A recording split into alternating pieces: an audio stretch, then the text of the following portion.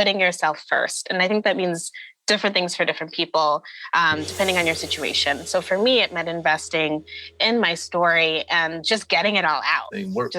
Putting it all down, not getting stuck in the weeds about like... This is Blair Durham with Black Wall Street Today, your media hub for all things Black entrepreneurship, politics, news, and events in Hampton Roads and beyond. Wouldn't you like to be a guest on Black Wall Street Today with Blair Durham? Well, the link is in the show notes. And now, here's your host, Blair Durham. Greetings. Well, greetings and good morning. Good morning. Wow. So we're here with Zakiya Dalila Harris, the author of The Other Black Girl, best-selling author, New York Times best-selling author. How are you? Can you believe it? I know. You see me shaking my head. I'm just like wait, what? Hearing those words next to my name is like, it's just a trip. Like, this is what I've always wanted. And I took a route that just went all over the place and then kind of like leading here. It's wild to hear you say it. No, it is incredible. May I ask a question that's not on either of our scripts? And that is, please. How old are you? I am 28. Wow. Congratulations. Yeah. Thank you. Man, she looks like she's about like 13. I know. I'll be getting carded until the end of time. I'm so excited about your success. Talk to us about kind of the inspiration for writing this book. I know so many of us have dealt with issues in the workplace surrounding race and gender, and like then you got to deal with microaggressions inside of the race-gender dynamic. And so talk to us about why this book came to life. Yeah, definitely. Well, like my protagonist, Nella Rogers, there are two parts of me that absolutely made it into her when I was writing. So one of those things is the fact that I worked in book publishing for 2.5, 3 years. I was an editorial, and like Nella, I was one of very few people. I mean, I didn't have it as bad as she did, thankfully. This book has a lot of fictional elements, of course, but that kind of feeling of looking around the table and being the only one and being like, this is weird, but also having to keep going and every day and kind of tune that out because otherwise it will get to you after a while. So I'd gotten really good at that skill working in publishing because also like Nella, I grew up in Connecticut, in a suburb, mostly around white people for most of my young life. And so when I got to high school and started meeting other Black people, a lot of people said I didn't talk like a Black girl. I talked like a white girl. A lot of people just looked at me different. Like I was like, I didn't know I was different this whole time. Like I was raised to be proud and Black, but I just spoke a different way and had a different kind of, way of being compared to a lot of my peers. And so I often had this anxiety growing up later on in life of not being Black enough. So all of those feelings found their way into Nella, and also all the other characters too. Wow, really cool. We have something in common. So I'm Blair, and then that was weird because there was anybody Black named Blair, and then Blair Underwood though. Okay, but yeah. No, I know. Story. So our show, Black Wall Street Today, it's really about obviously entrepreneurship, right? And we like walking people through the journey of whatever their success has been. Tell those parts. I mean, you aren't just, a New York Times bestselling author. You are an immediate bestselling author. So that says to me, strategy, something was in place to make sure that this book was going to be a success. Do you mind sharing those elements for those that are listening that have got a book in them and need to get it out to the world as well? Totally. I mean, the thing for me that really made a difference, and this isn't something though that everyone can do. I was just fortunate in terms of timing. I didn't have kids. I wasn't loving the job, my publishing job. I actually quit in order to finish this book, and my partner moved in with me. And basically what I would say is like putting yourself first. And I think that means different things for different people, depending on your situation. So for me, it meant investing in my story and just getting it all out. Just like putting it all down, not getting stuck in the weeds about like, well, was it going to sell? Like, what are people going to say? Is publishing going to be ready for this? Like, all of those are questions I was asking myself, but like, I still, at the end of the day, was like, I need to first just focus on getting my story out. And that can take as long as it needs to take. But that, the story, the actual writing. Yes, the actual writing. And I wrote by hand. Yeah.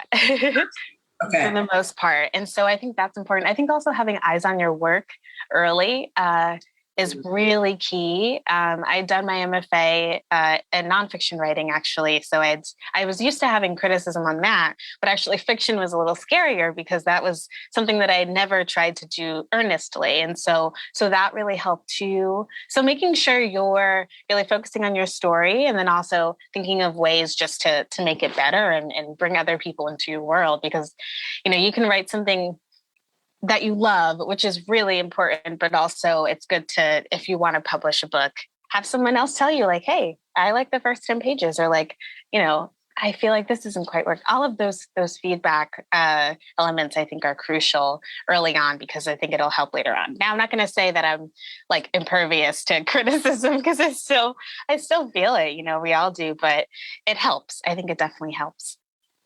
If you just tuned in, this is Blair Durham with Black Wall Street Today. I'm talking with the instant New York Times bestselling author of The Other Black Girl, Zakiya Dalila Harris. And we're just talking about her journey. So I get that part of it, right? Getting the story out, getting the criticism. So, but that still feels like very much phase one of the path to, you know, New York Times bestselling author. What then became your process of next steps, like publishing? Now, you were already in that world, so you had a leg up. You understood, right? I had a leg up. Connections and so forth. But what could you say to somebody who maybe doesn't have a powerful story? Definitely. I mean, so once you have that story down and once you feel like you've gotten it all out of you, finding an agent, I think, is one of the most important steps of the process, because they are the person who will ideally be with you through your career, or at least through the beginning stages, what have you.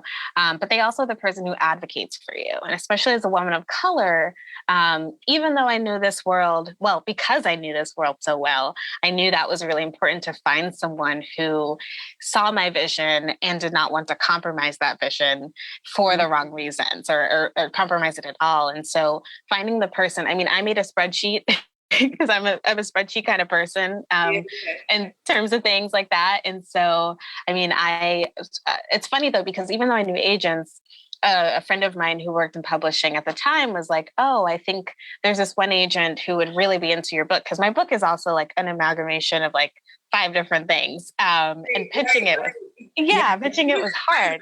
Just that it can go in the different directions, right? Exactly. So many directions. And so, I basically ended up querying this agent my friend had suggested to me, and I'd never met her. I hadn't, wasn't as familiar with the agent she worked at, but like it was immediately a chemistry. Like we felt the same way in terms of the vision for the book and just like our edits process, because that's really important too. Finding someone who you can work with, who you trust with your work, because if you don't trust this person with your work, it's going to mess everything else up down the line. So really that's the most important part, I think. And then also just as important, I guess, would be publishing, or you're publishing your book. And I know for me, I talked to a lot of editors, and the editor that I ended up working with, Lindsay Segnet at Atria, also like this instant chemistry. It's funny because I felt like I was like dating in all of these steps, but it kind of is. It's a partnership. And again, you really want to feel like your words are in the right hands, and you have people who are really invested in what you're believing in. So we have like 3 minutes, and there's still 2 questions I want to ask. I know that we're already talking about Hulu, right? And developing a show around your book. Are you working on the script for that? Where's the process there? I am. I was working on it yesterday. I'm co-writing the pilot script right now with Rashida Jones. So we're in the drafting stages, and it's been so much fun, such a whirlwind. It's hard, but I'm really enjoying learning this new skill. And there's so much more I can explore with the show that I couldn't do with the book. Like all the characters and their backstories and Malika and Owen and the Wagner books. There's just so much more world building I feel like I'll be able to do. So I'm really excited. Wow. Let me ask you one more question. 2 minutes. There's a quote that you include in the book around Black history. Yes. What is that quote? Where did it come from? And then why did you choose to include it?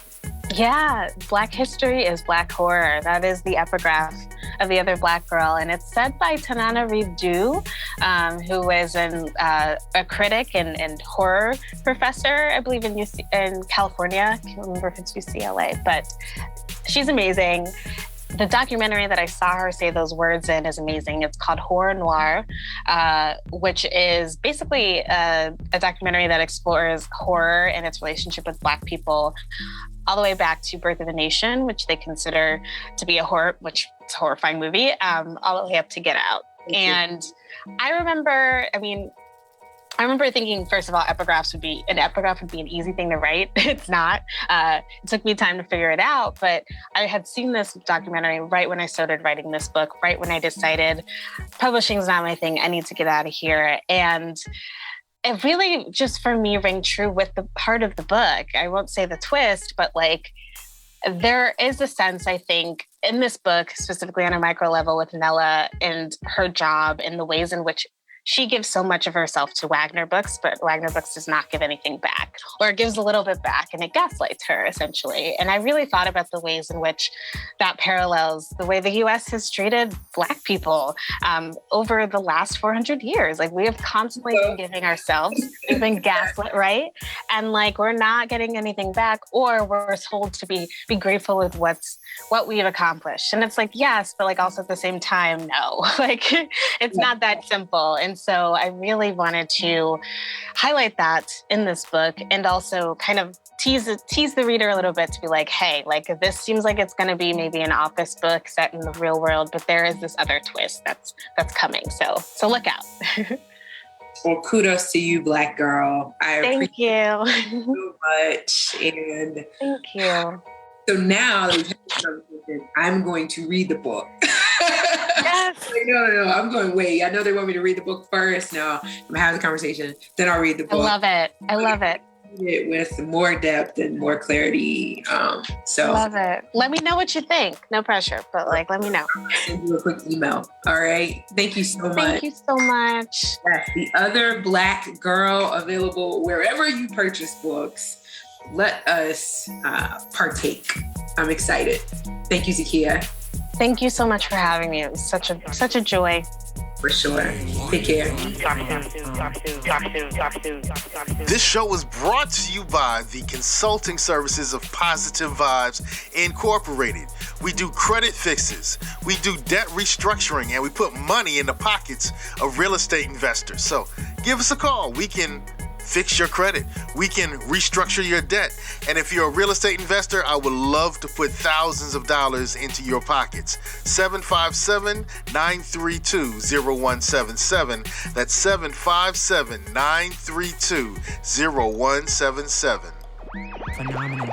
Stay with us online at Black Wall Street Today on Facebook and Black Wall Street Today on Instagram, and then follow us on Twitter as well at BWS Today.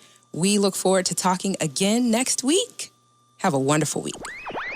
I have said and I will continue to say that the most important priority for the Black community is the Black community, not a particular political party.